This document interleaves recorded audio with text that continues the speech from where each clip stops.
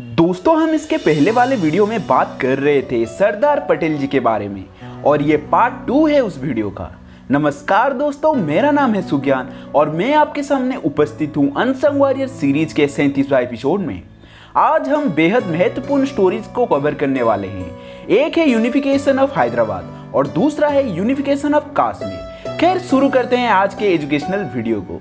दोस्तों 1947 Indian independent act आने के बाद कुछ प्रिंसली स्टेट भारत में मिलने के लिए साफ मना कर देते हैं और उन्हीं में से एक था हैदराबाद, जो भारत का सबसे बड़ा तथा भारत का सबसे अमीर प्रिंसली स्टेट था।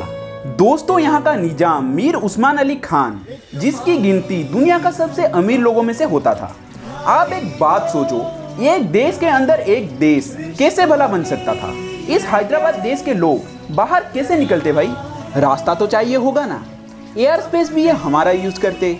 लैंड लॉक कंट्री होने के कारण इसका समुद्र से कोई एक्सेस नहीं था, इसलिए अल्टीमेटली ये हमें ही कुछ लैंड मांगते कि हमें कुछ लैंड दे दो, हमें यहाँ से बाहर निकलना है। जैसे पाकिस्तान ने मांगा था। पाकिस्तान ने क्या मांगा था कि हमें 2500 किलोमीटर लंबी और 20 किलोमीटर चौड़ी एक रास्ता चाहिए पूर्व पाकिस्तान से पश्चिम पाकिस्तान जाने के लिए, मतलब आज का पाकिस्तान और आपका बांग्लादेश को जाने के लिए। गांधी जी का हत्या हो गया, उसके बाद ये प्रोजेक्ट रोक दिया गया। अगर सोचो वो प्रोजेक्ट कामयाब हो गया होता तो उत्तर भारत से दक्षिण भारत जाने के लिए हमें पाकिस्तान का वीजा लेना पड़ता।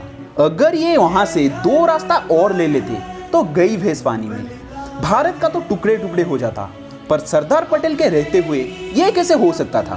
पहले सरदार भारत के डिप्लोमेट्स को निजाम को समझाने के लिए भेजे, परंतु निजाम नहीं माना।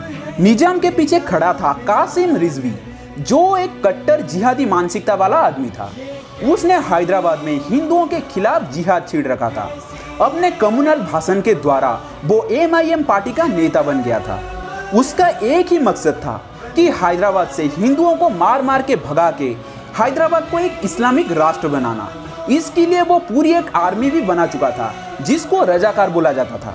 दोस्तों यही रजाकार हैदराबाद में हिंदुओं को मार रहे थे, हिंदू महिला एवं लड़कियों की इज्जत के साथ खेल रहे थे और ये सब करवा रहा था कासिम रिजवी। उसने 2 लाख जिहादियों को रजाकार आर्मी में भर्ती करवा रहा था।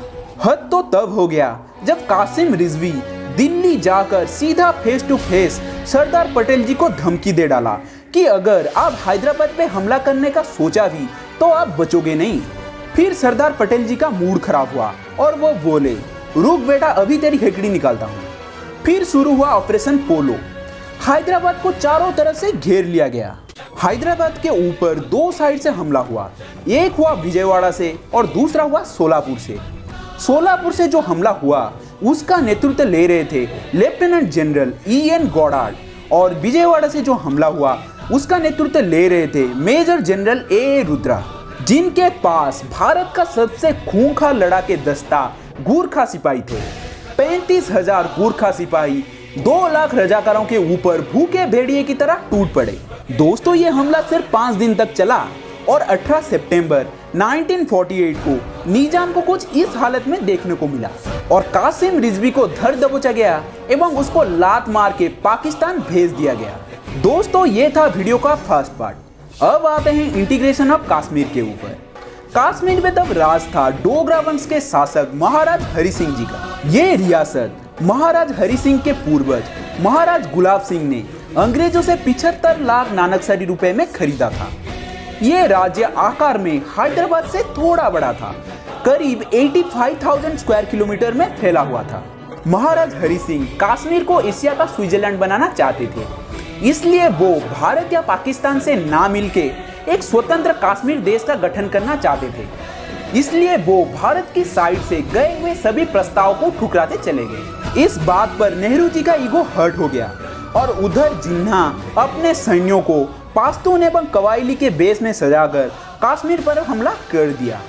उधर महाराज हरि सिंह सोच रहे थे कि उनका सेना पाकिस्तानियों को खदेड़ने में सक्षम है, परंतु उन्हें क्या पता था कि उनके खुद के सेना में जो मुसलमान है वो अपने ही सेना के खिलाफ बगावत कर देंगे और पाकिस्तान से हाथ मिला लेंगे। जब महाराज हरि सिंह को ये बात के बारे में पता चला, वो भारत सरकार को पत्र के माध्यम से मदद मांगे, परंतु नेहरू जी का गुस्सा इतना चरम पे था कि वो 2 बार उस पत्र को महाराज हरि सिंह के दूत के मुंह पर फेंक के मारा।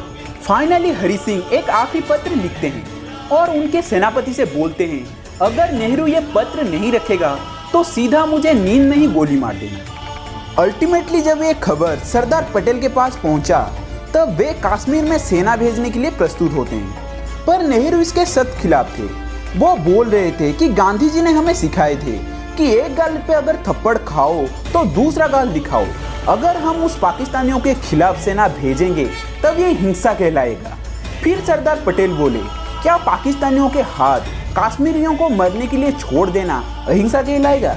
फिर भारत कश्मीर में अपना सेना भेजता है और पाकिस्तानी आर्मी को पीछे खदेड़ता है। जब तक भारत के आर्मी पाकिस्तानियों को पीछे खदेड़ पाता, उससे पूर्व भी नेहरू चले जाते हैं यूएन सिक्योरिटी काउंसिल। देखिए दोस्तों, क्यों कोई ये दो नए देश के झगड़े में पड़ना चाहेगा?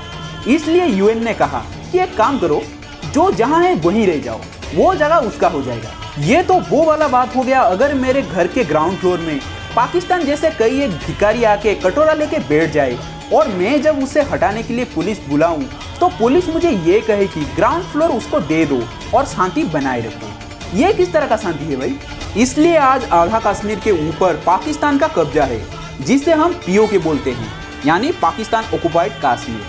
फिर भी हमारे पास दो बार मौका था। एक बार जब 1971 युद्ध जीतकर हम बांग्लादेश बनाए थे और दूसरी बार जब पाकिस्तान का 90,000 सिपाहियों को भारत ने रिहा कर दिया था, पर हम नहीं ला पाए क्योंकि हमें बोला गया है कि अगर कोई एक गाल पे थप्पड़ मारे तो उसको दूसरे गाल दिखाओ। एक गाल तो हमारे पास है जिसको हम आज कश्मीर बोलते हैं, पर दूसरा गाल पाकिस्तान काट के ले गया है जिसको हम पीओके बोलते हैं। पता नहीं वो पीओके हमारे पास कब आएगा। खैर, वीडियो को यहीं करते हैं समाप्त। दोस्तों 600 सब्सक्राइबर हो गए हैं, बाकी 400 सब्सक्राइबर बाकी हैं 1K सब्सक्राइबर तक पहुंचने के लिए, इसलिए चैनल को फटाफट सब्सक्राइब कर दो और हाँ, बाजू का बेल आइकन दबा के ऑल पर क्लिक कर देना। मेरा वीडियो का नोटिफिकेशन सबसे पहले आप तक पहुंचेगा। फिर चलता हूं और मिलता हूं एक नए अनसंग वॉरियर के साथ। तब तक जय जगन्नाथ।